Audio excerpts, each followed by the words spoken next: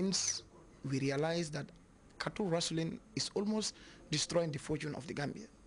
We are losing a lot of cattle every day and night due to thefts. Active in the West Coast region, the Shepherds and Cattle Farmers Association, which was established in 2004, is now operational in all the regions of the country. Mama J, Grts. Members of the National Assembly have recognized the need for women to contest in elective positions, the importance of access to lawmakers by the electorate, as well as the role of parliaments in providing solutions to the crisis dogging today's world.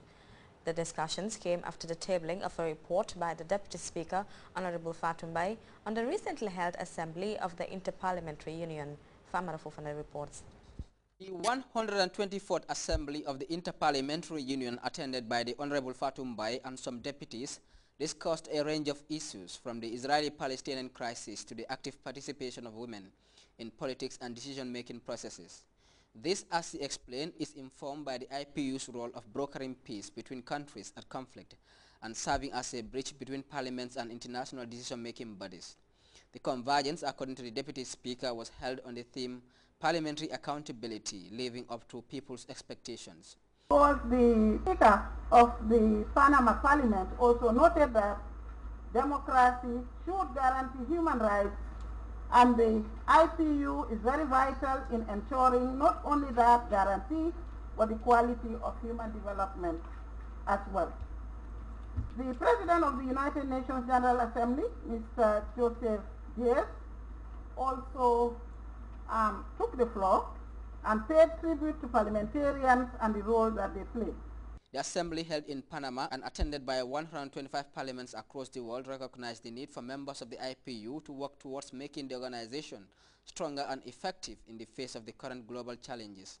The Deputy Speaker also shared with her colleagues the call by the Panama National Assembly President for parliaments to be more accessible to the people for true representation and sustainable human development.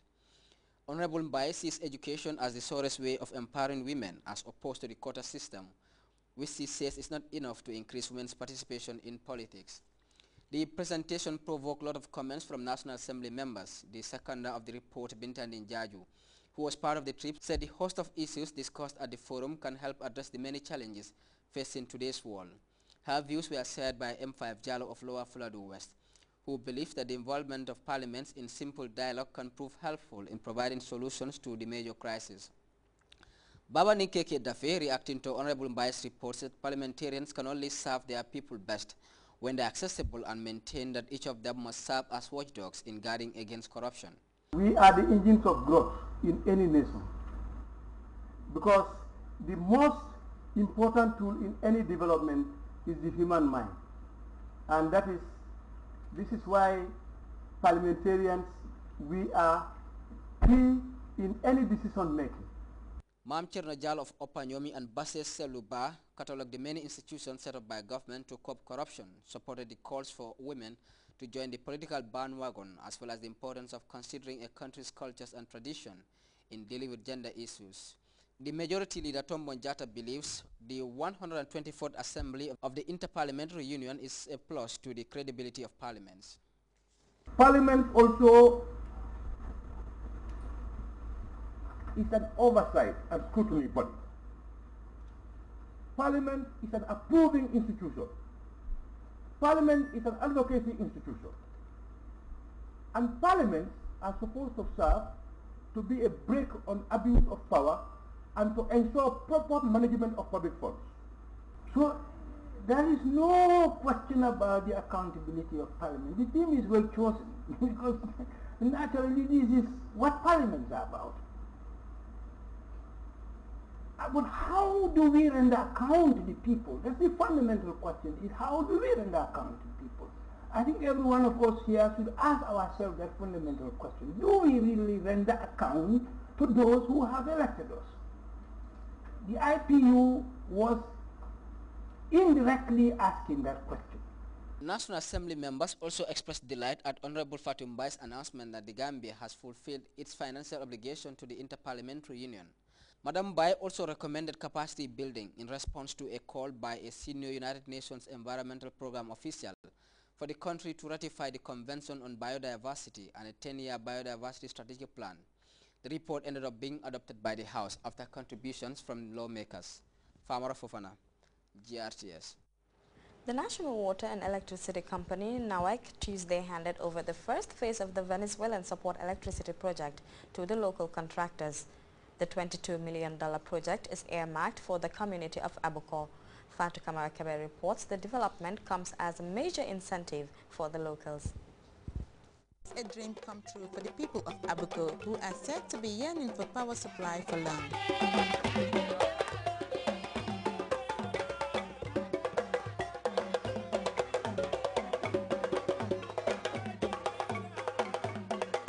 In a rather joyous mood, the alcalde of the community that is renowned for its strong support for the ruling party urges for a greater sense of political togetherness in the settlement of the judicious utilization of energy. Langsa Bali, the project coordinator, says this is the beginning of a new era and the work for the completion of the project starts in earnest, though this will have to be at the expense of certain fruit trees along the designated area. Nani Juara, commercial director of NAWEC, dilated on the importance of electricity in the country. He says the project will not only bring new supply but the changing of old wires.